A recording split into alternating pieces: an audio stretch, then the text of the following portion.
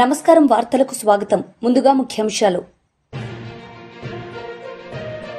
MLC Panchamarthi Anuradha media సమావేశం, పలు అంశాలపై వివరణ.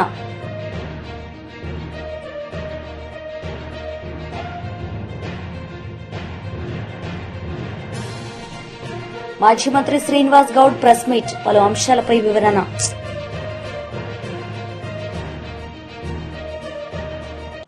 మాజీ మంత్రి శ్రీనివాస్ గౌడ్ ప్రెస్ మీట్ నిర్వహించారు. ఈ సందర్భంగా ఆయన మాట్లాడారు.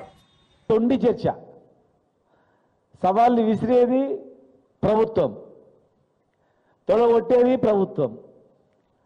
సవాల్ స్వీకరించి వస్తే రాకపోగా మళ్ళీ నిందలేసేది. ఎన్ని రోజులు ఇంకా? ఇవాళ మేము కల్వకుర్తి లిఫ్ట్ కాలువలో కేఎల్ఐ పంపులు ఆన్ చేయండి అని చెప్పినాము. ఉత్తమ్ కుమార్ రెడ్డి గారు ఏమన్నారు, ఈ నెలాఖరు చేస్తామని అన్నాడు.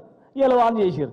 ఎందుకు ఆన్ చేసారు? మరి అధికారులు చెప్పారు తప్పు సార్, శ్రీశైలం నిండుతుంది, పైన పోతిరేటిపాడు నుంచి అనుమతి లేకుండా నీళ్ళు తీసుకుపోతున్నారు, మరి ఏం అంటలేము, మనం ఆప్తలేం చేస్తలేము. జనరల్గా ఎక్కడే కానీ శ్రీశైలం నిండి నాగార్జున సాగర్ నిండి దిగువ ప్రాజెక్టులు నిండిన తర్వాత పైన ప్రాజెక్టులు నింపుకుంటారు. కింద నిండనే లేదు. నిండుతుందో లేదో ఎట్లా ఊహిస్తారు? నిండిన తర్వాత కింద నాగార్జున సాగర్ నిండాలి కదా. కల్వకుర్తి లిఫ్ట్ ఇరిగేషన్ కేఎల్ఐ పంపులు ఆన్ చేయండి, వరద వచ్చినప్పుడే తీసుకునేవన్నీ. ఎలాంటి రిజర్వాయర్ లేకుండా కేఎల్ఐ కట్టింది. మరి వర్షాలు వచ్చిన తర్వాత, వరదలు అయిపోయిన తర్వాత ఎట్లా లిఫ్ట్ అయితే అవి? అధికారులను అడిగారు, అవగాహన ఉంచుకోరు. మళ్ళీ ఏదైనా మాట్లాడితే మితండవాదం చేస్తారు. జూరాల విషయంలో కూడా వారం 10 రోజుల తర్వాత ఆన్ చేసారు. 10 రోజుల తర్వాత Bhima phase 1 phase 2 left canal Koil Sagar Nettempadu అవన్నీ నింపుకోవాలి. వర్షం వచ్చినప్పుడే, వరదలు వచ్చినప్పుడే. ముందు వర్షం వచ్చి వరదలు వచ్చినాయి, ఎగువ వర్షాలకు నీళ్ళు వస్తే వాడుకోనకుండా మాట్లాడిన వల్ల నిందించడం ఇది సమంజసమా?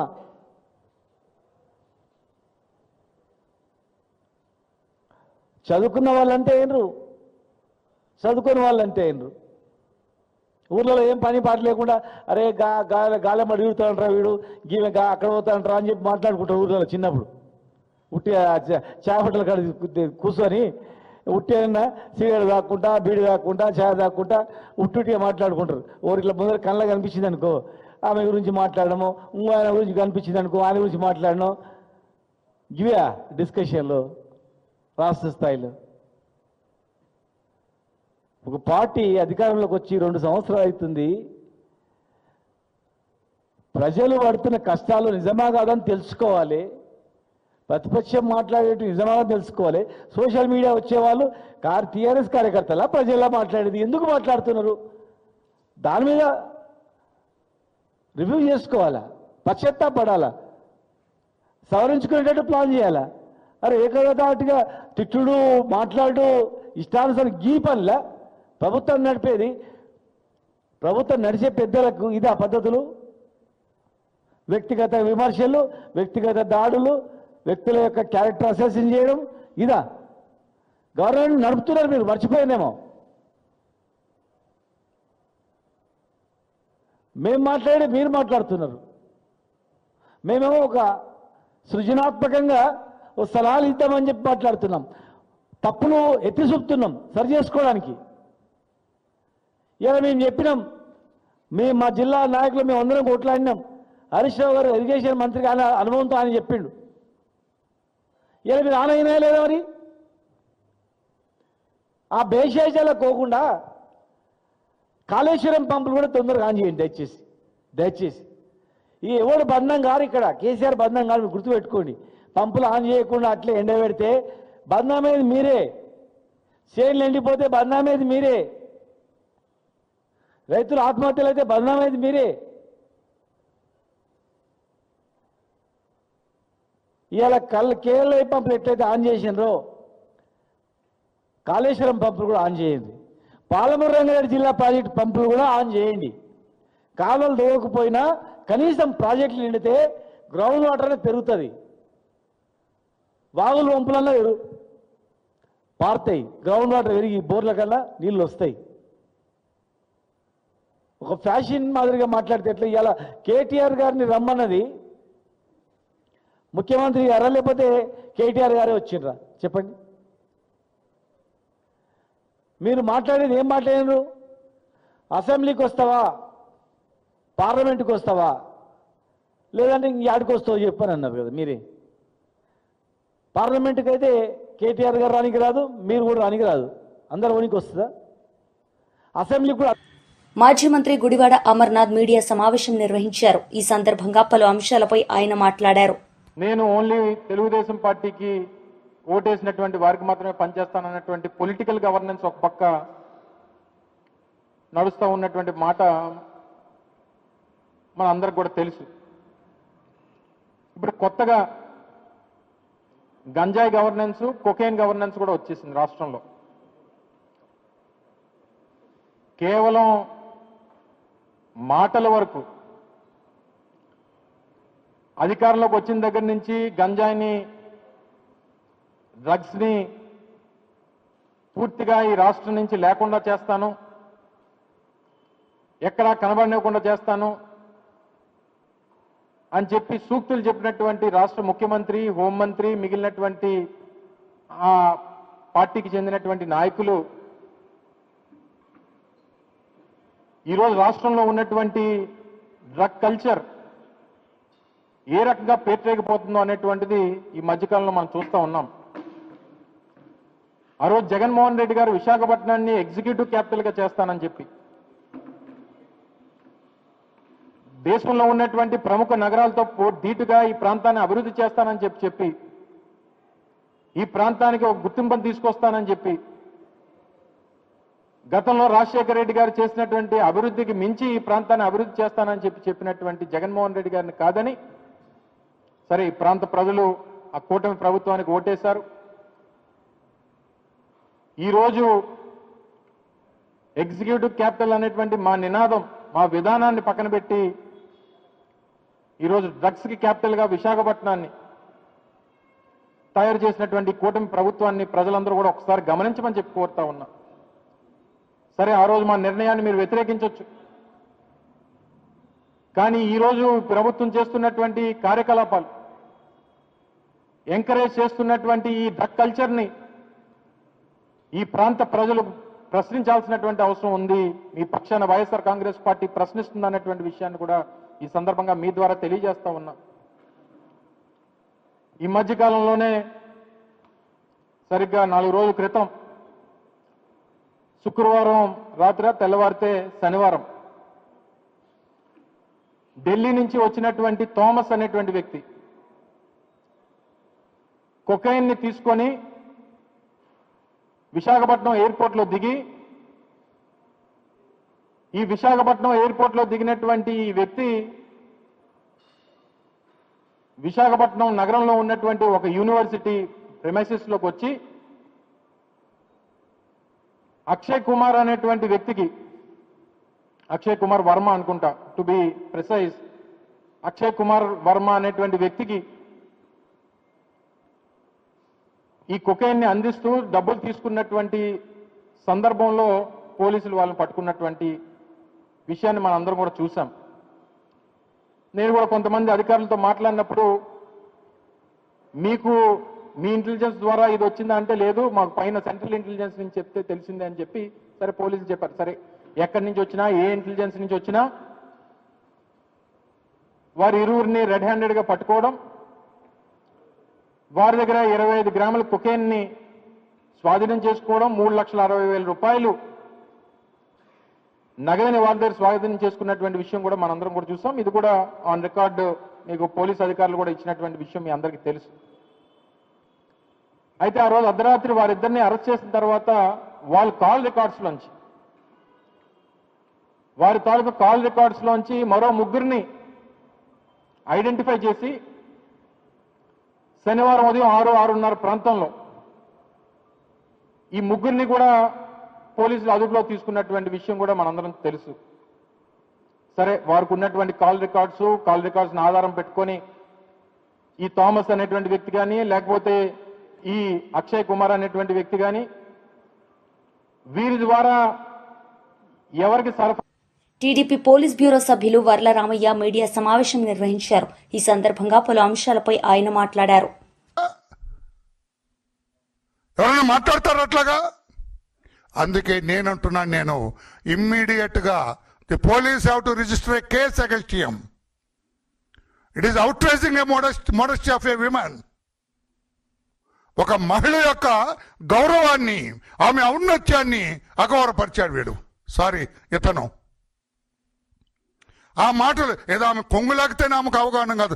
ఈ మాటలు అవమానకరంగా ఉన్నాయి కనుక పాత ఐపీసీలో అయితే 354 సెక్షన్ కింద అరెస్ట్ చేసి ఈ పనికి మాలిన ప్రసన్న కుమార్ రెడ్డిని జ్యుడిషియల్ కస్టడీకి పంపించాలా పోలీసు వెంటనే.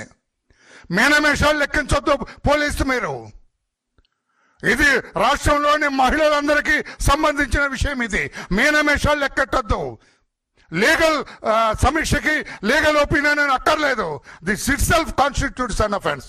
నిన్న ఆ పనికి మాలిన ప్రసన్న కుమార్ రెడ్డి మాట్లాడిన మాటలన్నీ కూడా నేరపూరితంగా ఉన్నాయి. అది అఫెన్స్. అది ఏం మాట్లాడతాడండి? పిహెచ్డి అంటే నీకు ఎలా పరిచయం అయ్యా పిహెచ్డి? ప్రసన్న కుమార్ రెడ్డి నీకు ఎలా పరిచయం పిహెచ్డి? ఎవరు పిహెచ్డి చేస్తుంటే మీరు చూశారు? నేను లోతుకి వెళ్ళట్లేదు. లోతుకి వెళ్తే చాలా అసహ్యంగా ఉంటుంది. నేను అనొచ్చు, ఎవరు పిహెచ్డి చేస్తుంటే నువ్వు చూసావయ్యా అని అనండి. నేను బుద్ధిమాలిన మాటలు మాట్లాడం. మేము వైఎస్ఆర్ కాంగ్రెస్ పార్టీ కాదు ఇది. అందుకే నేను అంటున్నాను, జగన్మోహన్ రెడ్డి గారు పోలీస్ ఈ పనికిమాలిన ప్రసన్న కుమార్ రెడ్డి మీద కేసు రిజిస్టర్ చేయాలి, వెంటనే అరెస్టు చేయాలి.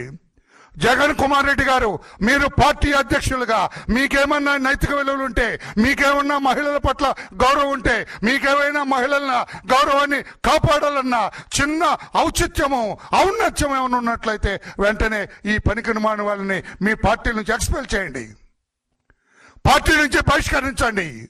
ఇటువంటి మాటలు మాట్లాడటానికి లేదు. నేను సహించను అని చెప్పి మీరు పార్టీ అధ్యక్షులుగా ఈ పనికిమాలిన ప్రసన్న కుమార్ రెడ్డిని బహిష్కరించండి. పార్టీ నుంచి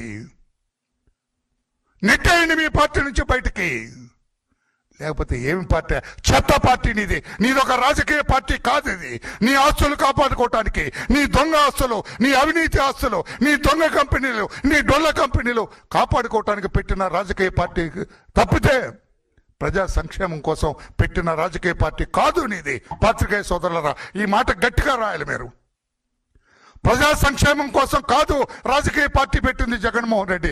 తన ఆస్తులు, అవినీతి ఆస్తులు, దొంగ ఆస్తులు, తప్పుడు విధానాల్లో సంపాదించిన ఆస్తులు కాపాడుకోవటం కోసమే ఇతను పార్టీ పెట్టాడు తప్పితే వేరే కాదు. అదే రాజకీయం కోసమో, అదే ప్రజా సంక్షేమం కోసమో, అదే రాజ్యాంగబద్ధంగా నడవటం కోసమో, అదే ప్రజాహితంగా నడవటం కోసమో, ప్రజాస్వామ్యతంగా నడవటం కోసం అయితే ఇలా మాట్లాడితే సహించడు. ఇదే తెలుగుదేశం పార్టీలో ఎవరైనా మాట్లాడమనండి, ఆ చెంప ఈ చెంప వాయించి బయటకు గంటేస్తాడు మా నాయకుడు.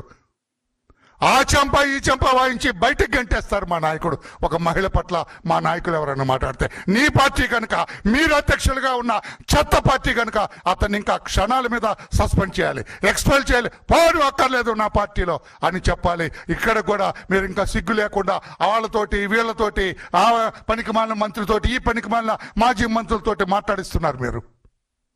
ఏం పార్టీ అండి ఇది? ఆడెవడండి వాడు అక్కడ కూర్చొని మొన్న అమరావతి మహిళల్ని, ఐఎమ్ సారీ అమ్మా క్షమించండి, వేషలతో పోలుస్తావా? ఈరోజు ప్రసన్న కుమార్ రెడ్డి పిహెచ్డి అన్నాడు. మొన్న మీ పనికి మాలినవాడే, మీ పార్టీకి భజన చేసేవాడే, మీ పార్టీకి భజన చేసేవాడే, ఆడే కదా మాట్లాడినాడు అమరావతి మహిళల మీద. దానికి మీకు వంత పాడేవాడు, మీ జీతం తీసుకునేవాడు, ఆడి వెకిల్ నవ్వులు నవ్వుతాడు, సమర్థిస్తాడు, పిచ్చి నవ్వులు నవ్వుతాడు, కళ్ళు అటు ఇటు తిప్పుతాడు మహిళల్ని. నీ చిన్న సైగ కూడా మహిళల్ని అవమానపరుస్తుంది. ఏంటిది? నీ పార్టీ వాళ్ళే వీళ్ళు. ఏమిటాయది? నీ పార్టీ నీకు ప్రధాన కార్యదర్శి, ప్రధాన ఏమంటే సలహాదారుడు సజ్జల రామకృష్ణారెడ్డి మహిళల్ని శంకర్ జాతి వాళ్ళు అంటాడు. అనొచ్చా? బుద్ధున్న మాటల, అన్నం తినే మాటలవి. ఒక మహిళ గురించి అంటే నీ ఇంట్లో మహిళ ఉన్నట్టు కాదా? నా ఇంట్లో మహిళలు తప్ప మిగతా వాళ్ళ గురించి అని ఏమైనా చెబుతావా? Useless talk. టీఆర్ఎస్ మహిళా లీడర్లు మీడియా సమావేశం నిర్వహించారు. ఈ సందర్భంగా పలు అంశాలపై వారు మాట్లాడారు. చెప్పాలని చెప్పేసి మేము ప్రశ్నిస్తా ఉన్నాం. అంతేకాదు, మీరు ముందు గమనించాలి, ఇందిరమ్మ ఇళ్ల విషయంలో ఒక వాట్సాప్ లో చిన్న మెసేజ్, ఒక కాంగ్రెస్ కార్యకర్త నాకు ఇందిరమ్మ ఇల్లు రావట్లేదు అని వారు వాపోతే, కాంగ్రెస్ నాయకులు అక్కడ ఉన్న పోలీసుల యొక్క ఒత్తిడి మేరకు, వాళ్ళ ఇబ్బంది మేరకు ఆత్మహత్య చేసుకున్న విషయం మీ దృష్టికి రాలేదా? మీ కళ్ళు మూసుకుపోయినాయని చెప్పేసి మేము ప్రశ్నిస్తా ఉన్నాం. అంతేకాదు, మీ అనుచరులు ఏవైతే ఇసుక దందాలు చేస్తున్నా మిగతా అంతా కూడా మీరు మంత్రి అయినాక అరాచకాలన్నీ కూడా ఒక జర్నలిస్ట్ సోదరుడు బయటపడితే మీరు పిడిగుద్దులు గుద్ది వారిని ఇబ్బంది పెట్టి కార్లో లాకెట్టి మీ కార్యకర్తలు మీ అనుచరగడం కొట్టింది వాస్తవం కాదా అని చెప్పి మిమ్మల్ని అడుగుతా ఉన్నాం. మీరు మాటి మాటికి ఆదివాసి బిడ్డ అని చెప్పుకుంటూ ఆదివాసి కార్డు వాడుకుంటూ మా బీఆర్ఎస్ ప్రెసిడెంట్ కేటీఆర్ గారిని మీరు ఇష్టానుసారంగా మీరు మాట్లాడుతా అంటే బీఆర్ఎస్ పార్టీ కార్యకర్తలు, బీఆర్ఎస్ పార్టీ ఊరుకోదని చెప్పేసి ప్రత్యేకంగా మీకు తెలియపరుస్తా ఉన్నాం. మీరు ఎట్లుందంటే ముసలి కన్నీరు గారుస్తూ ఇవాళ స్వాతిముత్య యాక్టింగ్ చేసుకుంటూ ఫేస్ పెట్టుకుంటూ, గతంలో ఉన్న ధనసరి సీతక్క వేరు, అధికారం వచ్చినాక మంత్రి అయినాక సీతక్క యొక్క వేరైందనేది మీరు గమనించాలని తెలియవస్తా ఉన్నాం. వాస్తవంగా రేవంత్ రెడ్డి యొక్క క్యాబినెట్ లో మహిళలకు గౌరవం లేదని ఒకరినొకరు వెళ్ళి కూడా గాంధీ భవన్ లో మీ యొక్క ఇన్ఛార్జ్లకు వాపోతున్నది వాస్తవం కాదా మీరు గమనించాలని తెలియవస్తున్నాం. ఇంకో విషయం, గాంధీ భవన్ లో మహిళలు, మీ మహిళా అధ్యక్షులు వెళ్ళి మాకు మహిళలకు న్యాయం జరగట్లేను కన్నీరు కార్చింది వాస్తవం కాదా అని మిమ్మల్ని ఒకసారి ప్రశ్నిస్తా ఉన్నాం. కానీ ఇదే బీఆర్ఎస్ భవన్ లో ఏ ఒక్క కేసీఆర్ గారి నాయకత్వంలో, మా వర్కింగ్ ప్రెసిడెంట్ కేటీఆర్ గారి నాయకత్వంలో ఏ ఒక్క ఆడబిడ్డ కన్నీరు కార్చలేదు. వాస్తవమా కాదా మేము తెలియజేస్తా ఉన్నాం.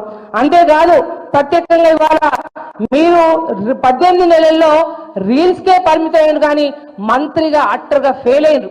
ఇవాళ ములుగు గతంలో పోయిన 5 సంవత్సరాల్లో నేను ఎంపీగా ఉన్నప్పుడు, మా కేసీఆర్ గారు ప్రత్యేకంగా ముఖ్యమంత్రిగా ఉన్నప్పుడు ములుగు జిల్లాకు చేసిన అభివృద్ధి, మీరు ఒక మాట అన్నారు, కేటీఆర్ గారు అభివృద్ధి ఓర్వలేకే మాట్లాడుతున్నాడు. ఏందమ్మా ఏం మాట్లాడుతున్నాం? అభివృద్ధి జరిగింది మీ కాంగ్రెస్ ప్రభుత్వంలోనా లేకపోతే కేసీఆర్ గారి యొక్క నాయకత్వంలోనా మీరు గమనించాలి. ములుగు జిల్లా ఇచ్చింది కేసీఆర్ కాదా గమనించాలి. మెడికల్ కాలేజ్ ఇచ్చింది కేసీఆర్ కాదా గమనించాలి. గిరిజన యూనివర్సిటీకి ల్యాండ్ కేటాయించింది కేసీఆర్ కాదా గమనించాలి. మల్లంపల్లి మండలం ఇచ్చింది కేసీఆర్ కాదా గమనించాలి మీరు. అంతేకాకుండా మెడికల్ కాలేజ్ ఇచ్చింది కేసీఆర్ కాదా గమనించాలి. ఇవాళ నువ్వు ఉన్న ఎమ్మెల్యే క్యాంప్ ఆఫీస్ కూడా మీ క్యాంప్ ఆఫీస్ తో పాటు. రాష్ట్ర అధికార ప్రతినిధి ఉత్తా శివశంకర్ రెడ్డి మీడియా సమావేశం నిర్వహించారు. ఈ సందర్భంగా పలు అంశాలపై ఆయన మాట్లాడారు.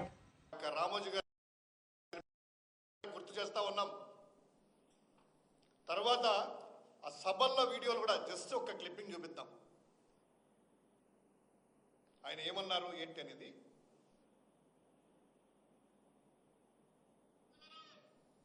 ఒక్కసారి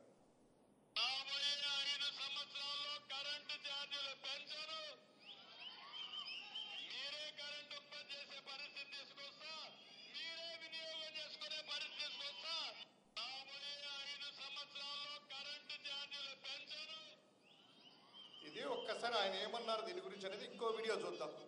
అదే కాదు, వివిధ సభల్లో మళ్ళీ చెప్తున్నా, నాణ్యమైన కరెంటు రావాలంటే, కరెంటు రేట్లు పెరగకుండా ఉండాలంటే తెలుగుదేశం జనసేన రావాలి. తర్వాత అధికారులు అడిగితే విద్యుత్ అందజేస్తా ఉన్నారు. అట్లాగే లాసెస్ ఇప్పుడు చెప్పాను నువ్వు చెప్తున్నావు నాకు, నేను ఉండే వాస్తవ పరిస్థితి చూడండి. వివిధ సభల్లో ప్రసంగిస్తూ నాణ్యమైన విద్యుత్ ఇస్తా, కరెంటు ఛార్జీలు తగ్గిస్తాను, పెంచమనే వాగ్దానం చేసేసి అప్పుడేమో ప్రజల ముందు వెళ్ళేసి ప్రతి సభలో పెంచాం పెంచాం పెంచాం, కానీ అధికారంలోకి వచ్చిన తర్వాత పెంచుతాం పెంచుతాం పెంచుతాం, నడ్డి విరుస్తాం నడ్డి విరుస్తాం. ఈ యొక్క కొత్త స్లోగాన్స్తో ప్రజల యొక్క ఏ విధంగా ఉంది. అధికారంలోకి వచ్చినటువంటి మొదటి సంవత్సరంలోనే ఎవరైనా కూడా ఏంటంటే, అయ్యా మనం మాటిచ్చాము, ఒక్క సంవత్సరమైనా కూడాను కాస్త ఓపిక పడతాము, ప్రజల్ని ఇబ్బందులు పెట్టకూడదు అనేటువంటి ఒక మంచి పరిపాలన చేసే వాళ్ళకు ఉంటుంది. కానీ ఈయన ఏం చేశారు, వచ్చి రాగానే మొదటి సంవత్సరంలోనే 15,485 కోట్ల రూపాయలు భారం, విద్యుత్ ఛార్జీల అదనపు భారం ప్రజల నెత్తి మీద వేశారు. ఎంత? 15,485 కోట్ల రూపాయలు. సరే, అది ఏంటంటే అప్పుడంతా అడిగితే జగన్ గారి పాపకం, జగన్ గారు చేశారు, గత ప్రభుత్వం ఏది మాట్లాడినా కూడాను జగన్ గారే గుర్తొస్తారు వాళ్ళకి. సరే, మొదటి సంవత్సరాలు గడిచిపోయింది, ప్రజలు నానా ఇబ్బందులు చేసి రక్కసిగా వాళ్ళ రక్తాన్ని తాగారు కదా. ఇక రెండవ సంవత్సరంలోకి వస్తానే ఇప్పుడే నిన్నటి రోజు 3,629.87 కోట్ల రూపాయలకి డిస్కంలు ఏపీఆర్సీకి అదనపు ఛార్జీలు వసూలు చేయాలని ఏపీఆర్సీకి విద్యుత్ నియంత్రణ మండలికి ప్రపోజల్స్ పంపించాయి. అంటే అదనంగా 15,485 కోట్ల రూపాయలు గడిచిన సంవత్సరం రాబట్టి ప్రజల మీద విద్యుత్ ఛార్జీలు పిడుగు వేసి మరోసారి వారి నడ్డి విరచడానికి 3,629.87 కోట్ల రూపాయలు ప్రపోజల్స్ డిస్కంలు విద్యుత్ నియంత్రణ మండలికి పంపించాయట. ఒకటే అడుగుతున్నాం, మీరు ఎన్నికల ముందు ఏం చెప్పారు? విద్యుత్ ఛార్జీలు పెంచమన్నారు కదా. ఈరోజు ఈ డిస్కంలు ఈ యొక్క కరెంటు ఛార్జీలు, సర్దుబాటు ఛార్జీలు పెంచడానికి పంపించాల్సింది ప్రపోజల్స్ ఏపీఆర్సీ కాదు, చంద్రబాబు నాయుడు గారికి, పవన్ కళ్యాణ్ గారికి, లేదా తెలుగుదేశం పార్టీకి, అదేవిధంగా జనసేనలకు పంపించాలి ప్రపోజల్స్. ఎందుకంటే మీరు ప్రజల మీద భారం వేయమని చెప్పారు కదా, పెంచమన్నారు కదా. ఇప్పుడు ఈ ప్రభుత్వం కడుతుందా, లేదా చంద్రబాబు నాయుడు గారు కట్టాలా, లేదా జనసేన నాయకుడు పవన్ కళ్యాణ్ గారు కట్టాలా, లేదా లోకేష్ గారి హెరిటేజ్ నుంచి కట్టాలనేటువంటిది వాళ్ళు నిర్ణయించుకోవాలి. ఎందుకంటే ప్రజల మీద భారం వేయని హామీ ఇచ్చి వచ్చారు కదా. ఏది మాట్లాడా జగన్ గారు అంటారు కదా. ఈరోజు ఈ విధంగా చేస్తూ ఉన్నారే, ఇది అన్యాయం కాదా? మీరు చెప్పినటువంటి మాట మీరు ఏమనుకుంటారంటే, ఏదైనా కూడా ప్రజలకు మనము అబద్ధాలు చెప్పచ్చు, మన పర్పస్ సాల్వ్ అయితే చాలు అనేటువంటి ధోరణి తప్ప మీ యొక్క రాజకీయ జీవితం అంతా కూడాను ఏరు దాటి, ఏదో సామెత ఉంది కదా, ఏరు దాటేంత వరకు ఏరుమల్లన్నంట, ఏరు దాటాక బోడిమల్లన్న అన్నారట. సో సేమ్ అలానే ఉంది చంద్రబాబు నాయుడు గారి పరిస్థితి. ఎలా ఉందంటే, కూటమి నాయకులు పవన్ కళ్యాణ్ గారి వీళ్ళందరూ కూడా ఏరు దాటే వరకు ఆయన ఏటిమల్లన్న అన్నట్టు వీళ్ళందరినీ అబద్ధాలు చేసి మీ అందరికి ఇది చేస్తాం అది చేస్తామని చెప్పి ఏరు దాటాక మాకేం సంబంధం, మేము పెంచుతాం, కట్టండి చావండి అనే విధంగా ఉంది. అదేవిధంగా వీళ్ళు అమ్మఒడి, అదే తల్లికి వందనం ద్వారా 7,000 కోట్ల రూపాయలు ఎంతో ఇచ్చారు. అది కూడా అరకొరకొరగా వాళ్ళు చెప్పిన మాట ప్రకారం 80 లక్షల మందికి కాకుండా కేవలం 50 లక్షల మందికే. అదేవిధంగా ఈ పెన్షన్లు కూడాను 4,000 రూపాయలు, మేము 3,000 రూపాయలు ఇస్తే 4,000 పెన్షన్ అనేసి 5 లక్షల మందికి కోత విధిస్తూ ఈ పెన్షన్లు ఇచ్చేటువంటి మొత్తము 7,500 కోట్లు ఇల్లు.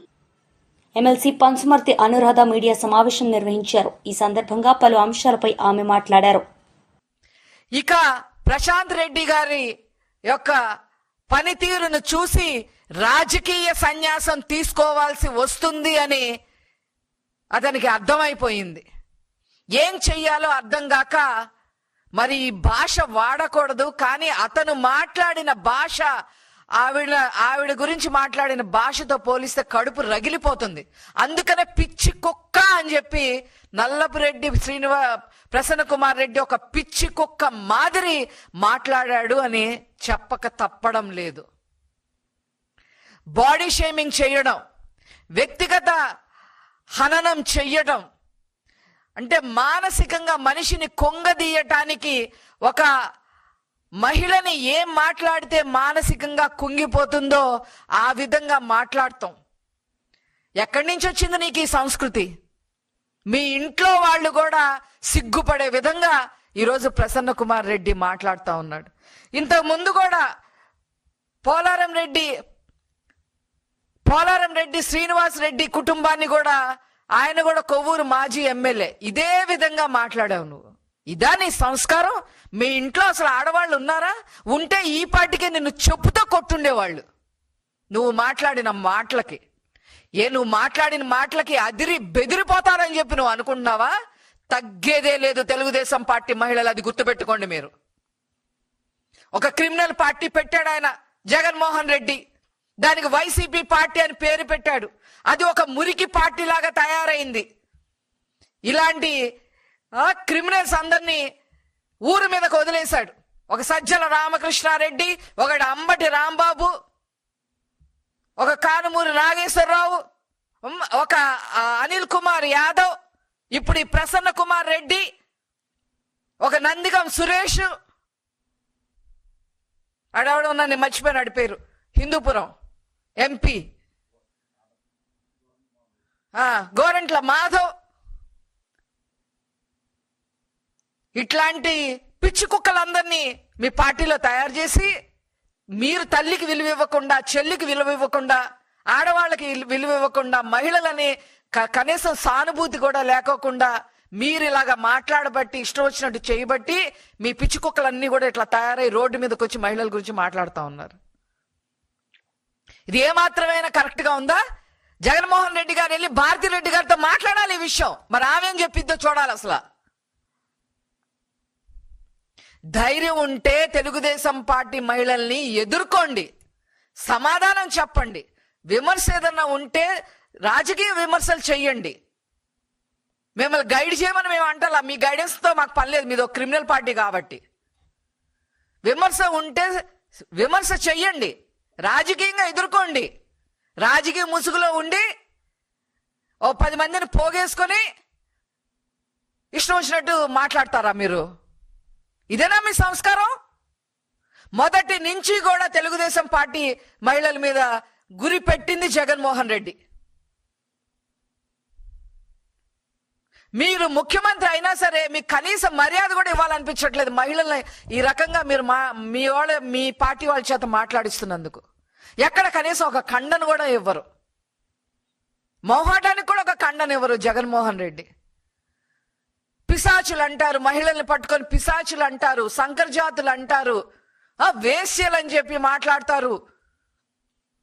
పసుపు చీరలు కట్టుకొని ఇళ్లమ్మడి తిరిగారని మీ సొంత చెల్లినే మాట్లాడారు. వార్తలు ముగించే ముందు ముఖ్యాంశాలు మరోసారి. ఎమ్మెల్సీ పంచమర్తి అనురాధ మీడియా సమావేశం, పలు అంశాలపై వివరణ.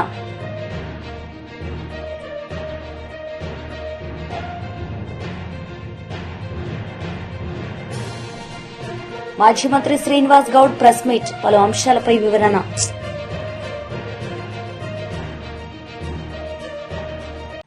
ఈ వార్తలు ఇంతటితో సమాప్తం. తిరిగి ప్రసారమయ్యే వార్తల్లో మళ్లీ కలుద్దాం. అంతవరకు సెలవు, నమస్తే.